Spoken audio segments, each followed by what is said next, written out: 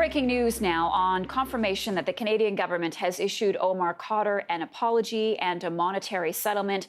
For details, I'm joined by CTV's Michel Boyer. He's with me in studio. Michel, we're just learning that the apology has come down. Tell us more about that. Yeah, the Canadian government apologizing to Omar Khadr. I want to share part of it with you, word for word, what the government is saying in a statement just moments ago.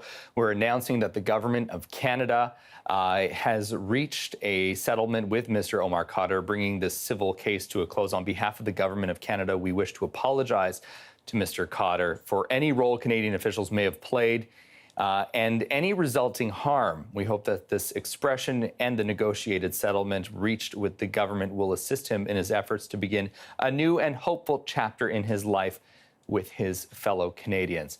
So this, of course, Marcia, is, we've been talking about this all week, ever since it was leaked that he was going to get a reported $10.5 million. The government not saying that the figure that they settled for, those figures were reached in mediation. Mediation is confidential. So we may never know officially from the Canadian government how much was settled for. But again, the apology to Omar Khadr for the government's involvement in his questioning when he was held captive by, while he was held in custody, I should say, by the United States. And that money, we've also learned, has already been paid out. This is not something that's pending. This has happened. It's happened. It's done. It's in a bank account.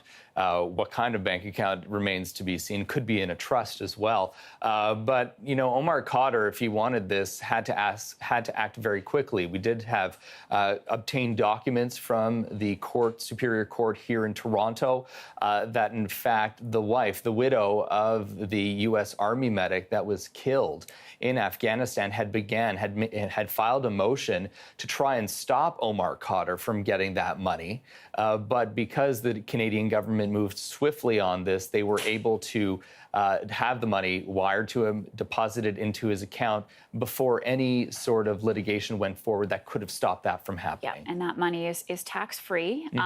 We should also mention that we're awaiting any moment now, Ralph Goodale, to go before reporters, explain further details of this. And also, on the other side of this, Michel, Andrew Scheer, the leader of the Conservative Party, will be responding this afternoon. Yeah, that's right. And you know what? There are going to be some tough questions for both the Justice Minister and the Public Safety Minister because of the optics of this. But it's important to keep in mind that this settlement was reached not for what Omar Khadr did, but because of how he was treated by the Canadian government. A lot of people forget that he was a Canadian citizen.